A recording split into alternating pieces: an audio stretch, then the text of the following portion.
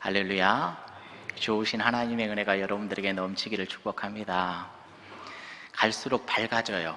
앞에서 보면은 느껴지거든요. 우리 교회 모든 성도님들이 갈수록 밝아집니다. 밝아진다고 하니까 더 인상 쓰시는 분들이 계시는데, 우리 옆에 분 인사하겠습니다. 사랑하고 축복합니다. 우리 주님이 주시는 행복으로만 가득 채워지는 우리 교회가 될 줄로 믿습니다. 할렐루야. 우리 교회 지금 식당 리모델링 여러 가지 공사하고 있잖아요. 공사를 맡아서 담당하는 그 업자 장로님이시거든요. 장로님이 저를 보면서 막 달려오시더니 저한테 한 말씀을 하세요.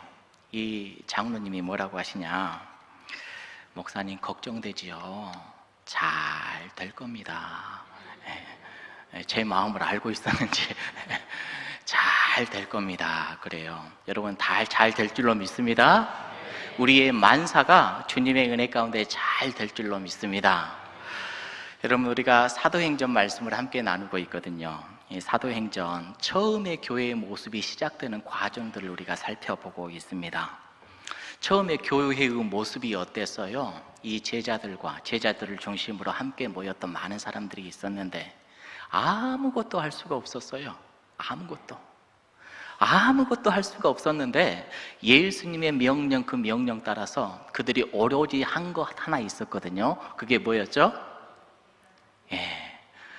오로지 기도에 힘썼다라고 이렇게 이야기를 하죠.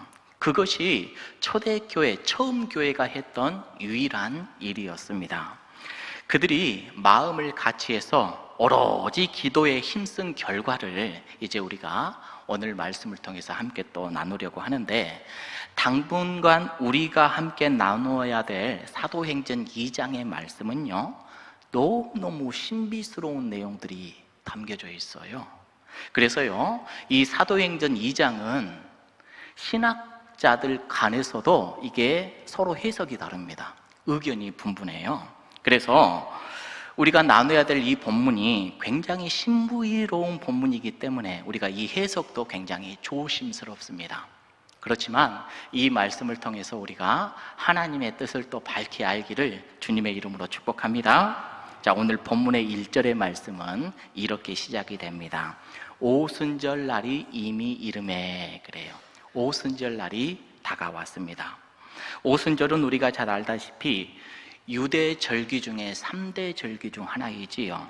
경건한 유대인이라면요, 이날에는 성전이 있는 예루살렘으로 모입니다. 아무리 먼 곳에 살고 있든지 간에 이 절기를 지키기 위하여서 먼 곳에 있을지라도 일주일이 걸려도 이 절기 지키기 위해서 나왔던 사람들이 유대인들이었어요. 이 오순절은요, 우리가 알다시피 6월절 있잖아요. 6월절이 지난 후 50일째 되는 그때 우리가 알다시피 또 초막절이라고도 하고 맥주절이라고도 하고 칠칠절이라고도 하지요. 자, 이렇게 불리는데 이 오순절이 유대인들에게 어떤 의미를 갖고 있느냐? 첫 번째는 우리 하나님께서 이스라엘 백성들을 출애굽시켜 주셨잖아요. 출애굽시켜 주시고 가장 먼저 이들에게 말씀 주셨죠. 시내산에서 하나님의 말씀을 주신 것을 기념하는 절기가 첫 번째 의미를 갖습니다. 그리고 두 번째, 이들에게 이 오순절, 칠칠절이라는 이 절기는 하나님께서 나가게 해주셨는데 첫 번째로 우리들에게 소산을 주셨어요. 그러니까 추수를 하고 하나님께 감사했던 그런 절기가 바로 이 오순절의 절기였습니다. 자, 그래서 이들은요, 흩어져 있을지라도 우리를 이끌어 주셨던, 우리에게 좋은 것을 주셨던, 말씀도 주시고 또 우리들에게 첫 소산조, 먹을 것도 주셔서 살아가게 하시는 우리 하나님께 감사하는 절기였던 것이지요. 그래서 사도행전 2장 5절에 보면요, 이렇게 기록이 되어져 있어요. 우리 읽어볼까요? 시작. 그때 경건한 유대인들이 천하 각국으로부터, 경건한 유대인들이 왔다고요, 안 왔다고요? 어디에서 왔어요? 천하 각국에서 왔대요. 천하 각국. 이 천하 각국은 어디일까요? 사진 한번 띄워줘 보실래요? 저 별로 이렇게 된 데가 어디예요?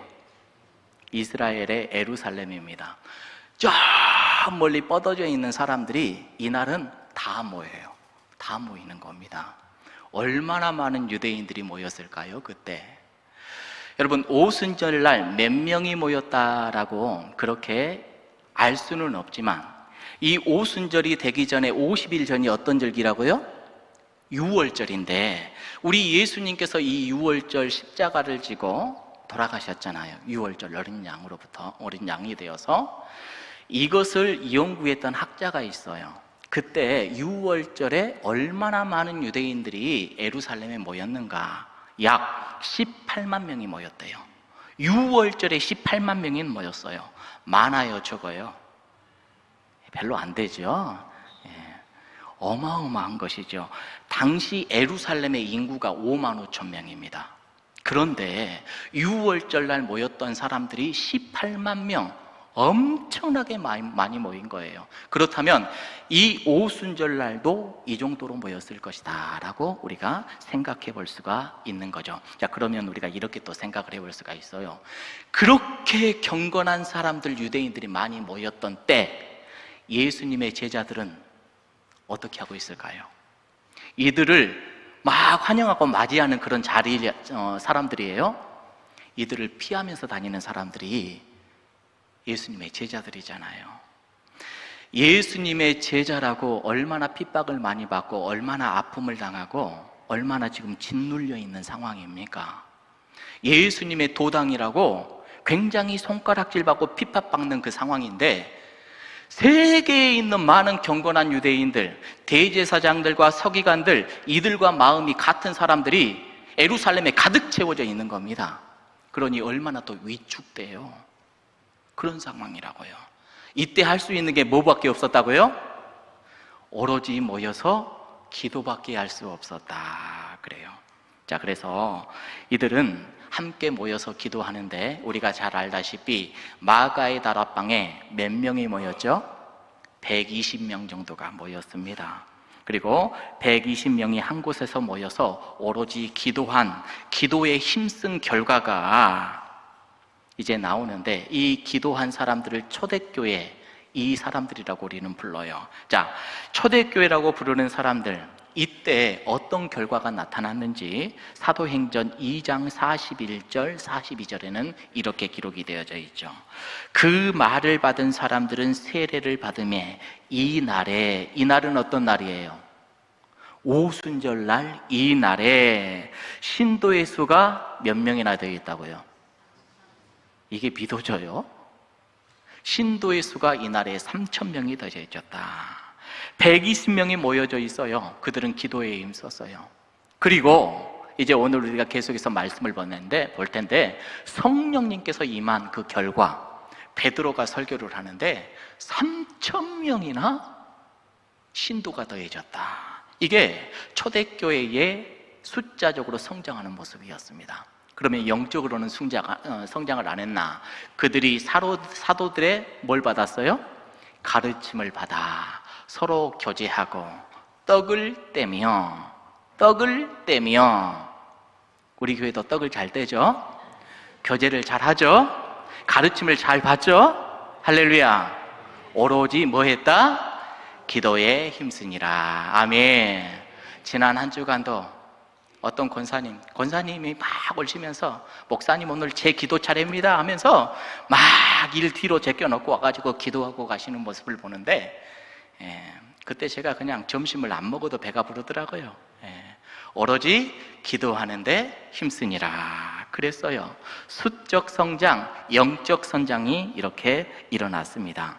여러분, 우리가 좋아하는 초대교회의 이 특징 두 가지가 이렇게 있는데, 앞으로 이것을 계속해서 우리가 함께 나눌 겁니다. 자, 이렇게 아름다운 초대교회의 모습이 그날에 이렇게 가져졌는데, 자, 그 직전 초대교회에 오늘 말씀을 보니까 하나의 현상이 나타나는데, 어떤 현상이 나타났는지, 우리 그 현상이 무엇이었는지 사도행전 2장 2절과 3절의 말씀을 보겠습니다. 자, 보겠습니다. 그들은 아무것도 할 수가 없었어요. 오직 엎드려 기도했을 뿐인데 어떤 현상이 나왔죠? 호련히 하늘로부터 하늘로부터 어떤 일이 일어났어요? 기도밖에 할 것이 없었어요.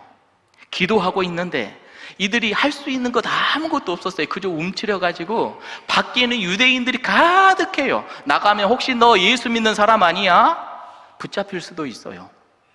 그래서 위축되고 있거든요.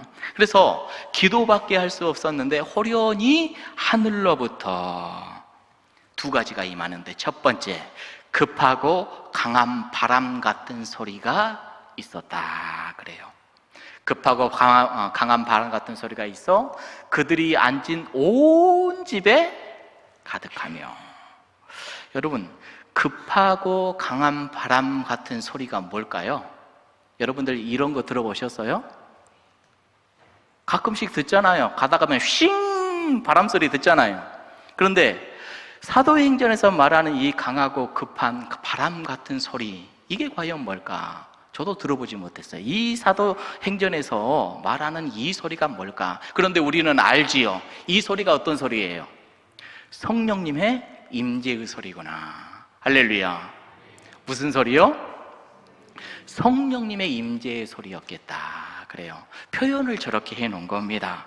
자, 저는 이 모습을 보면서 우리 새소망교회가 이런 교회이기를 간절히 원합니다. 하나님께 기도가 그렇게 나와져요.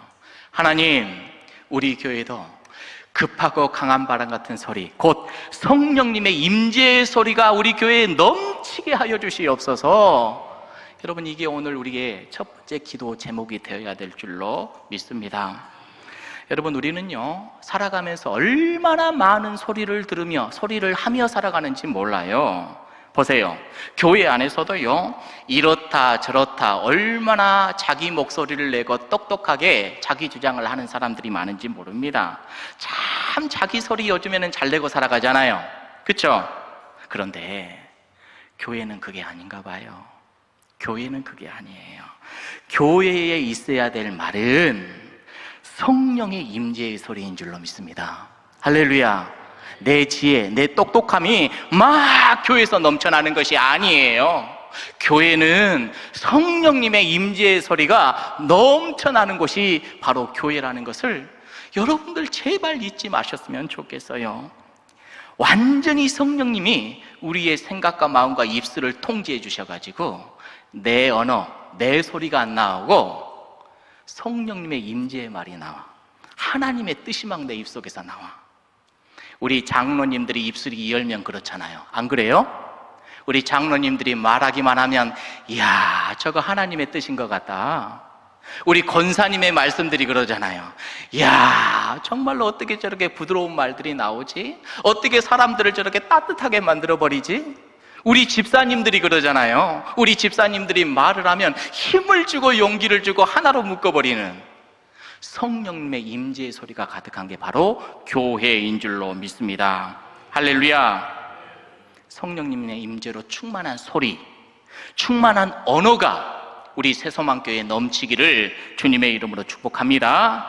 강함과 급한 바람 같은 성령님의 임재가 오늘 또 내일 또 넘쳐나는 것이 새소망교회다. 할렐루야. 얼마나 좋아요. 얼마나 좋아요. 얼마나 좋아요. 이번 주 우리가 한 주 기도할 때에요, 이 꿈을 가지고 우리가 함께 기도했으면 좋겠습니다. 하나님, 내 목소리는 싹 다 사라져버리고 우리 성령님의 충만함을 받아서 내 입술에 나오는 것이 하나님의 뜻이 되고 부드럽고 온유하고 사랑이 넘치며 꿀이 뚝뚝 떨어지는 그런 언어가 되기를 간절히 원합니다. 우리 성도님들이 그렇게 되기를 원합니다. 이렇게 기도하는 우리 모두가 되기를 주님의 이름으로 축복합니다. 자, 두 번째 임한 게 있어요. 3절의 말씀입니다. 3절에 보니까 마치, 읽어볼까요? 시작. 마치 불의 혀처럼.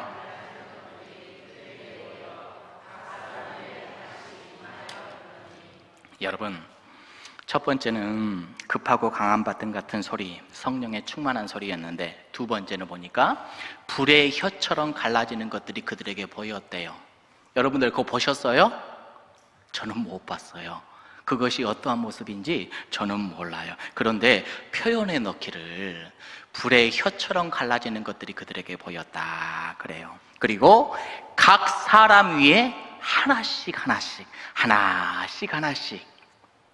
누구에게는 임하고 누구에게는 임재 안 하고, 그게 아니라 다 하나씩 이렇게 임하였더니 그래요. 여러분, 120명들이 함께 모여서 기도하고 있었지요. 그 자리에는 어떤 사람들이 있었을까요? 120명의 모습들은 다 달랐을 거예요. 그중 어떤 사람은 예수님의 제자라, 아직도 밖으로 나가면 사람들에게 붙잡힐까 두렵고 떨리는 마음이 가득한 사람도 있었을 겁니다.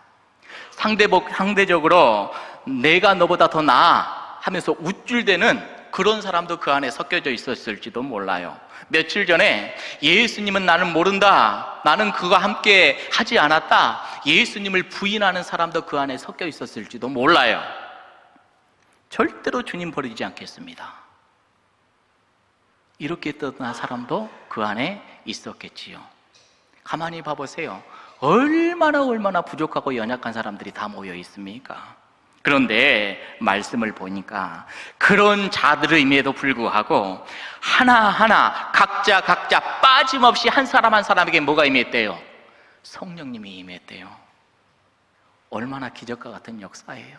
실패자들, 부족한 사람들, 연약한 자들, 배신자들 다 그들에게 기도하는 그 순간 그들에게 임한 게 바로 성령 하나님이시다. 그래서 여러분, 오늘 두 번째 기도의 제목이 이거예요. 우리 중에 누구도 성령 받지 말아야 될 사람이 있습니까? 없잖아요. 다 성령 충만하기를 주님의 이름으로 축복합니다. 우리 모두는 각자 한 사람 머리 위에 불의 혀같이 갈라지는 성령의 임재가 넘치는 것뿐만 아니라 우리 모두의 마음이 따뜻해져서 서로 하나가 되어서 기도하는 복된 공동체가 되기를 주님의 이름으로 축복합니다. 잊지 마세요. 내 소리가 성급하게 나오는 것은 교회가 아니에요. 내 소리가 강하게 중양되어지는 것은 교회가 절대로 아닙니다. 그건 교회가 아니에요. 성령 안에서 언어가 하나 되어버려요. 소리가 하나 되어버려요. 마음이 하나 되어버려요. 우리가 분리된다는 것은 기도하지 않기 때문에 분리됩니다. 기도하는 순간 우리 성령 하나님은 우리를 하나로 묶어버리는 줄로 믿습니다. 우리 안에 성령님이 충만하여서 우리를 압도해버리면요, 우리 안에 도사리고 있는 탐욕도, 우리 안에 도사리고 있는 위선도, 우리 안에 있는 거짓도, 우리 안에 있는 교만도, 불의도 우리 성령님께서 싹 다 제거시켜버리고 우리는 하나로 우리 주님의 은혜 가운데 묶어지는 공동체가 된다는 것이지요. 우리 교회가 그런 교회가 될 줄로 믿습니다. 여러분, 그러기 위해서는 우리가 어떻게 해야 된다고요? 기도 좀 하시자고요. 기도하시자고요. 마가의 다락방에 임재하였던 그 성령님, 기도할 때 임했던 것처럼 아침에도 일어나서 기도하시고, 시마다 때마다 교회 앞을 지나갈 때도 잠깐 그냥 가지 마시고 좀 들려서 기도하시고, 동산 모임할 때도 같이 그냥 차만 마시고 끝나버리는 것이 아니라 같이 기도하시고, 이 아름다운 기도가 넘쳤을 때에 성령님의 임재는 강하게 역사하는 줄로 믿습니다. 자, 이렇게 강력하게 우리 성령님이 임재하실 때 그들에게 나타난 현상이 있었는데 오늘 4절의 말씀 우리 함께 읽어봅니다. 4절입니다. 시작. 그들이 다 성령의 충만함을 받고 성령이 말하게 하심을 따라 다른 언어들로 말하기를. 그들에게 나타나는 현상이 뭐였어요? 뭘로 충만해졌다? 충만해졌어요. 성령님으로 충만해졌어요. 성령으로 충만해졌다라는 게 뭐예요? 여러분, 물컵이 있는데 물이 얼만큼 찼어요? 중간까지 찼네요. 여기까지 찬 게 충만한 거죠. 그렇죠? 우리 사람이 있습니다. 성령이 충만한 게 뭐예요? 발끝에서부터 여기까지 가득 채워지는 게 충만함입니다. 물이 가득 차듯 성령님이 우리 안에 가득 채워지는 게 성령의 충만함이라고요. 할렐루야. 그래서 성령이 내 발에서부터 머리끝까지 다 차서 나라는 것은 없어져 버리는 상태, 이게 바로 성령의 충만함이에요. 내 자와 내 뜻, 이런 것들이 싹 다 사라져 버리고 성령님의 온통 지배를 받는 상태. 여러분, 술 드셔보셨어요? 술을 마시면 어떻게 되죠? 취하죠. 취하는데 어떤 분들은 한 병을 마시면 취한다고 그러고 어떤 분들은 한 잔을 마셔도 취한다고 하는데, 자, 술을 머리 꼭지까지 마시면 어떻게 돼요? 완전히 만취한다고 그러죠. 만취한 사람의 특징이 뭐예요? 몸을 가누어요? 마음을 가누어요? 몸도 마음도 가눌 수가 없잖아요. 그렇죠? 내 몸도 컨트롤이 안 되고 내 생각도 마음도 컨트롤이 안 되는 상태, 이걸 뭐라고 하죠? 심신미약 상태로 빠져버리죠. 내 육신과 마음을 통제할 수 없는 상태가 바로 그런 상황이잖아요. 술이 사람을 먹어버렸다고 그러잖아요. 그렇죠? 가끔씩 경찰서에 가면 못된 일을 했는데 왜 그랬냐? 왜 그랬대요? 술 취해가지고 제정신이 아니었습니다. 그렇잖아요. 성령님의 충만한 상태가 그런 겁니다. 내 생각, 내 고집, 내 뜻대로 안 되는 거예요. 성령님이 나의 온 것들을 싹 다 주관하는 상태, 이것을 다른 말로 말하면 성령의 심신미약 상태. 할렐루야. 이건 은혜의 상태죠. 우리가 그렇게 되기를 주님의 이름으로 축복합니다. 내가 원하는 대로가 아니라 성령님의 인도하심 따라 살아가는 것, 우리가 판단하고 행동하고 행하는 것, 이게 바로 성령의 충만함이에요. 여러분들 여쭤볼게요. 성령님이 충만하게 역사하면 내가 원하는 대로 할 수 있다 없다? 내가 원하는 대로 할 수 있다 없다? 없다. 그래서 여러분들 또 하나의 기도의 제목, 성령님의 충만함을 받아서 내 뜻대로가 아니라 하나님의 뜻대로 하옵소서. 이게 바로 교회예요. 이게 교회라고요. 여러분 물어볼게요. 여러분들은 은혜의 심신미약 상태, 성령의 충만함으로 들어가기를 원하십니까? 내 마음대로 하기를 원하십니까? 쉽게 대답하시지 못하는 분들도 있을 것 같아요. 목사님, 아무리 그래도 내가 우리 가정에서 가장인데 내가 이렇게 하자고 하면 좀 하고 이렇게 하자고 하면 좀 따라줘야지. 안 그래요? 아니면 내 뜻과 내 마음이 아니라 오직 하나님께서 우리 가정에 임재하여 주셔서 내 뜻이 아니라 하나님이 원하시는 대로 빚어지는 가정, 이 가정을 원하십니까? 어떤 가정이요? 하나님이 원하시는 가정이 되어야 되잖아요. 그게 복이잖아요. 제가 교회 담임 목사니까, 아니 그래도 담임 목사니까 담임 목사가 하자는 대로 좀 따라줘야 되고, 이렇게 하고 싶으면 이렇게 하고 저렇게 하고 싶으면 저렇게 하고, 이렇게 좀 되는 것이 맞지 않아요? 이게 아니라 목사도 성령의 충만함으로 우리 하나님께서 원하는 것을 이끌어내고 지도력을 발휘하려고 이렇게 행하는 목사가 되기를 여러분들 기도해 주시기를 주님의 이름으로 축복합니다. 성도님들 요즘에 얼마나 똑똑해요. 원하면 자기들이 원하는 목사님들 설교 다 들어요. 내가 입맛에 맞춰서 설교도 들어요. 요즘에 아, 이 목사님은 또 내 스타일 아니네? 안 들어. 내 마음에 좀 맞네? 들어. 그래서 교회 안에서도 똑똑하게 내 목소리도 좀 낼 수 있고 내 주장도 좀 관철되어질 수 있고, 이런 게 맞아요? 아니요. 교회는요, 오직 성령의 충만함을 받아서 성령님께서 우리를 주관하시도록 우리를 내어드리는 거예요. 이게 교회인 줄로 믿습니다. 할렐루야.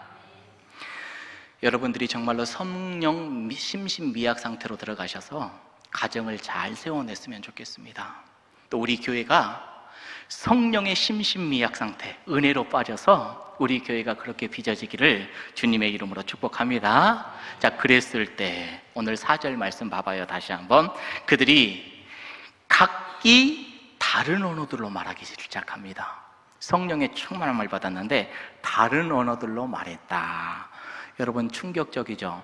방언하시는 분들도 있죠. 여기 우리 교회에 방언하시는 분들이 있는데 저기에서 다른 언어는 이 땅 가운데서 외국어를 이야기를 합니다. 일본어, 미국, 뭐 다른 나라, 이 언어들을 이야기를 하는 거예요. 우리가 말하는 그 방언이 아니에요. 다른 언어들로 말하기를 시작했다. 여러분, 사도행전 처음 말씀드렸을 때 우리 예수님께서 제자들에게 그런 말을 했잖아요. 예루살렘과 온 유다와 사마리아와 땅끝까지 이르러 뭐가 되게 하겠다? 너희들 증인이 되게 하겠다 그랬어요. 증인이 되게 하겠다. 그런데 생각해 보세요. 120명이 마가에 다르다 몰래 숨어서 거기에서 기도를 하고 있었어요. 나가면은 왠지 모르게 위축되고 잡혀 죽을 것 같고 힘들 것 같고 그랬거든요. 그런데 나보고 증인을 하라고? 예수 그리스도의 부활의 증인의 그런 삶을 살라고? 할 수 있어요, 없어요? 예루살렘과 온 유다와 사마리아와 땅끝까지 나아가서 이것을 해야 되는데 땅끝은커녕 지금 예루살렘 안에서도 증인의 역할을 할 수 있어요, 없어요? 못할 것 같아요. 할 수 없는 그런 상황이에요. 나갈 수가 없어요. 특별히 오늘 말씀을 보니까 다른 언어들로 이야기를 한다고 하는데 그 갈릴리의 무지렁이들, 갈릴리 오부 출신들이 어디 언어를 배운 적이 어디 있어요? 다른 나라 언어를 어떻게 배웠어요? 그런데 성령님의 역사하심 따라서 어떤 일이 일어나 버려요. 한 번도 배워본 적이 없는 다른 나라 사람들의 언어가 막 입에서 튀어나와 버리는 겁니다. 그래서 온 천하 각국에서 모여든 사람들이 있잖아요. 이 사람들에게 어떻게 하는 거예요? 증언이 되는 거예요. 이게 바로 성령님의 역사고 힘이고 능력인 줄로 믿습니다. 그래서 여러분 기억하십시다. 교회에서 나 능력 없어도 됩니다. 목사님, 저 사람이 능력이 굉장히 뛰어난데 저 사람을 세워야 됩니다. 아니요. 능력 없는 사람도 괜찮습니다. 못 배웠어도 괜찮습니다. 교회에서 하나님께 쓰임받는 사람은 능력 있는 사람 쓰임받는 것이 아니에요. 목사님 적임자를 찾아야지요. 일견타당한 말씀이지만은 하나님의 말씀을 보니까 우리 하나님께서 찾는 사람은 기도하는 사람이에요. 성령에 충만한 사람입니다. 이 사람을 통하여서 우리 하나님의 아름다운 일들은 계속해서 진행이 되는 줄로 믿습니다. 성령님이 충만하게 역사하시자 그 갈릴리의 촌동네 무지렁이들이 천하 각국에 있는 언어들을 막 말하기 시작하는 거예요. 그들의 언어, 그러니까 장벽이 깨져버린 겁니다. 세계로 막 뻗어나갈 수 있는 능력을 지금 성령님이 주셨다라는 거예요. 여러분, 그래서 이 복음이 다 전파될 수 있도록 우리 하나님께서는 그렇게 역사했다. 이게 바로 초대교회의 성령님의 임재의 모습인 줄로 믿습니다. 여러분, 이번 주 여러분들이 전도하러 나아갈 때 나는 능력이 없어도 괜찮아요.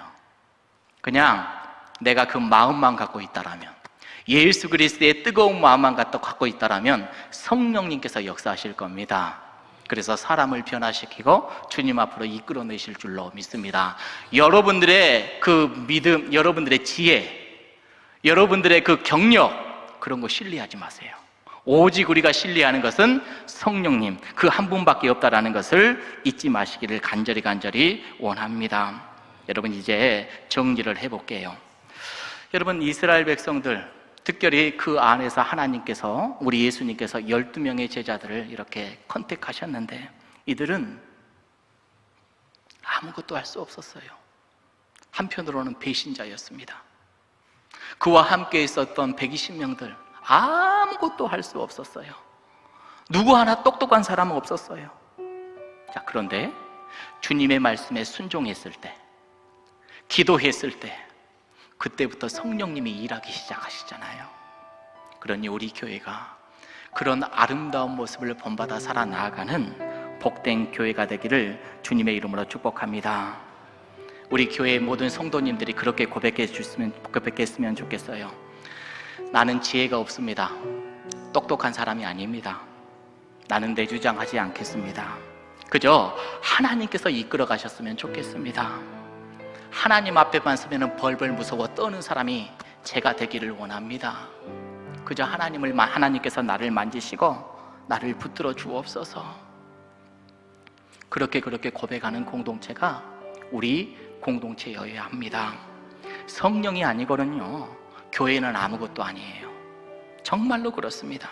성령님이 아니고는 교회는 아무것도 할 수 없다라는 것을 잊지 마시기 바랍니다. 그러나 아무것도 아닌 교회가 성령님이 함께 하시는 그 순간 모든 것이 되게 해버리십니다.